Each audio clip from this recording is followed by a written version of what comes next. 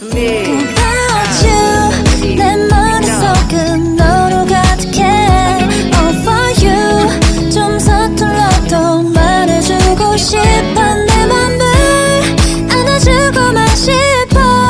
가는 곳마다 널 떠올려봐. 이렇게 날 think about you.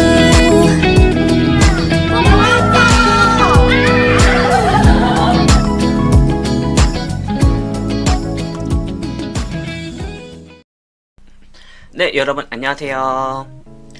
정말 오랜만에 온라인 수업으로 이렇게 진행을 하게 되었습니다. 동아시아사 첫 번째 온라인 수업이죠. 자, 5월, 6월 학교 행사나 공휴일로 인해서 동아시아사 수업이 많이 빠지기 때문에 예고한 대로 이렇게라도 수업을 몇 차시 정도 진행을 하겠습니다. 자, 이번 시간은 6차시 부분 뒷부분이죠. 임진전쟁 이후 병자전쟁과 청나라의 발전, 그리고 17, 18세기 동아시아 사회 변화 내용을 학습하도록 하겠습니다.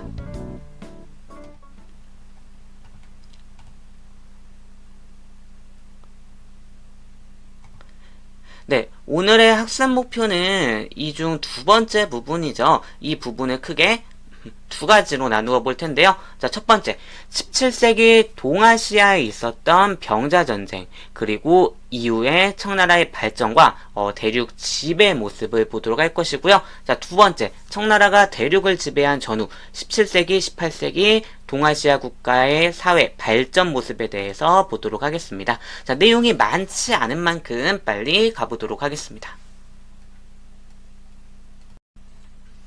네, 먼저 볼 내용은 17세기 조선과 후금, 청 사이에 있었던 병자호란, 즉 병자전쟁 부분입니다.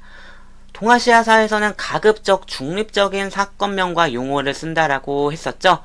그렇기 때문에 우리나라의 입장이 많이 반영된 병자호란이라는 말보다는 병자전쟁이라는 말을 쓰도록 하겠습니다. 한국사에서도 배워서, 그리고 영화 남한산성에서도 잘 조명이 되어 여러분들이 잘 알고 있는 부분이죠.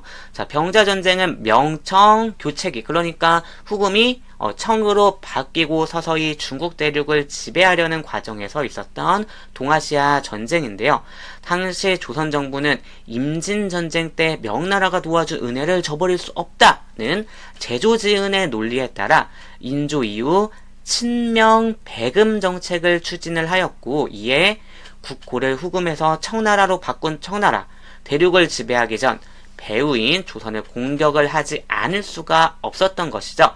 자, 조선 정부는 남한산성으로 이동을 하여서 끝까지 항전하려 했지만 결국엔 청나라 황제에게 무릎을 꿇는 삼전도의 굴욕을 겪고 이후 청나라를 임금의 나라로 받들게 됩니다.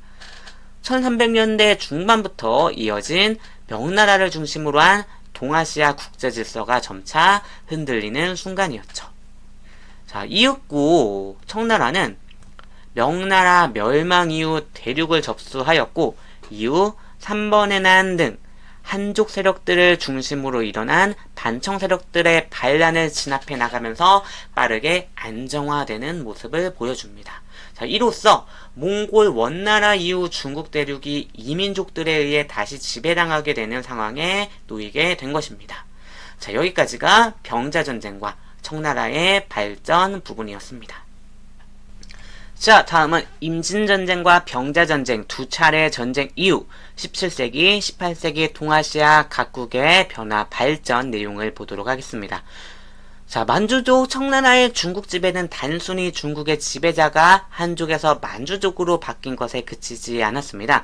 17세기를 전후로 동아시아 사회는 급속도로 변화 발전하였는데요. 자, 이러한 변화 발전의 내용을 우리 세 가지로 정리를 해보도록 하겠습니다. 자, 먼저 첫 번째, 자, 명나라 때까지 존재한 중국 중심, 한족 중심의 중화 사상, 즉 세계를 중국, 한족 중심의 중화와 이외에 변방 지역의 오랑캐로 나누는 전통적인 화이론이 흔들리기 시작을 했다라는 것이죠. 자, 그러자 각국에서는 자신들이 중심이라는 화이론을 내걸면서 자신들이 세계의 중심이다라고 그렇게 생각을 하게 되었는데요. 자, 먼저 중국 청나라는 한족 중심의 세계관에서 탈피한 문화적 화이론을 제시하게 됩니다. 자, 현재 중국을 우리 만주족이 차지하고 있으므로 만주족인 자신들이 한족을 대신할 중화의 주인이다라고 주장한 것이죠. 자, 반면 조선은 원래 중화는 명나라였지만 명나라가 청나라에 의해 없어진 지금 명나라의 사상을 계승한 우리 조선이야말로 중화라는 이른바 소중화주의를 바탕으로 한 조선 중화 사상을 전개해 나갔습니다. 바다 건너 일본 역시 자국 중심의 사상을 전개해 나갔는데요. 자, 우리 일본은 군주와 신하가 도리를 지켜 중국과 한국과는 달리 오랫동안 우리 왕조를 유지한 만큼 우리야말로 천하의 중심이다라는 자국 중심 사상을 전개해 나가는 것이죠. 자, 이렇듯 17세기 이전까지 동아시아 세계를 이끌었던 전통적인 화이론이 흔들리면서 세계를 바라보는 안목이 바뀌었다라는 것이 첫 번째 변화 부분입니다.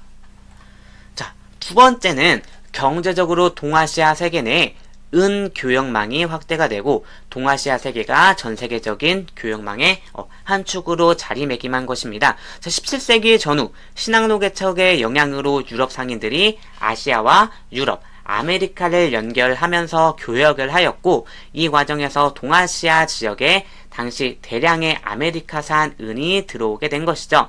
자, 이러다 보니까 은은 교역의 대표 품목이 되었고 이렇게 은을 통한 무역이 증가를 하면서 동아시아에서는 은을 자체적으로 생산하거나 은을 보유하기 위해서 굉장히 많은 노력을 하게 되는 것이죠.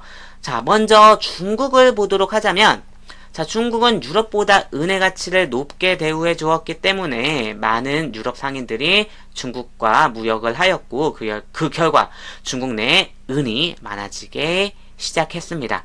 자, 이러한 중국의 상황과 당시 은의 수요를 반영을 하고자 중국은 조세제도를 바꾸어 은으로 세금을 거두게 하는데요.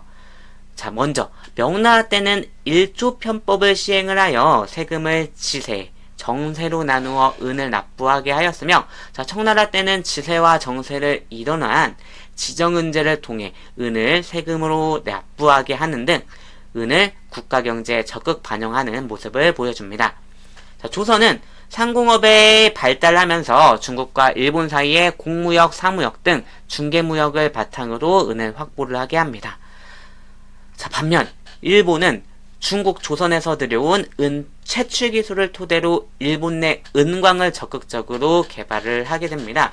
자, 대표적인 은광으로 일본 이와미 은광이 있는데요. 자, 이 이와미 은광은 당시 세계 은 생산량 중 상당 부분을 차지를 했다라고 하죠.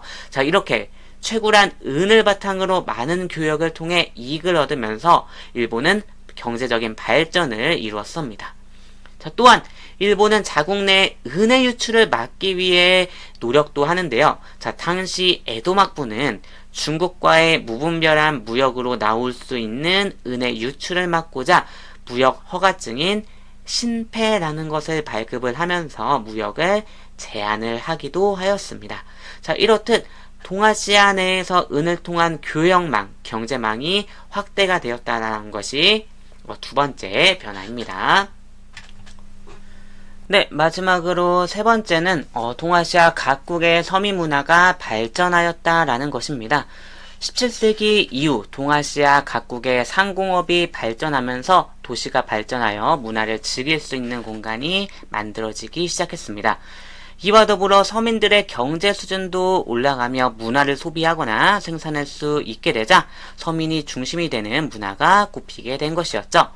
자, 먼저 중국 같은 경우에는 경극이나 민간회화, 소설, 홍루몽 같은 민간 문학 등의 서민들이 즐길 수 있는 연극이나 예술, 문학이 유행하였습니다.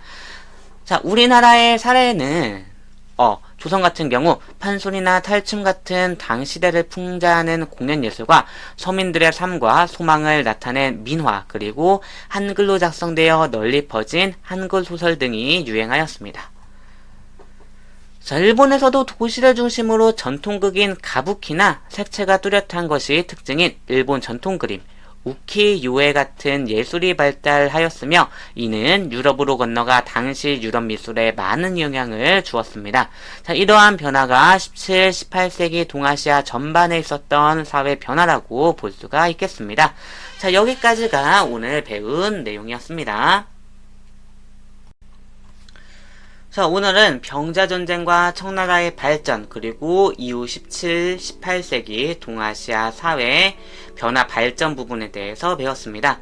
자, 프린트 정리 잘 하고 배운 내용 한번 꼭 정리 및 복습하기 바랍니다. 자, 지금까지 수업 듣느라 고생 많았습니다. 모두 학교에서 만나요. 안녕.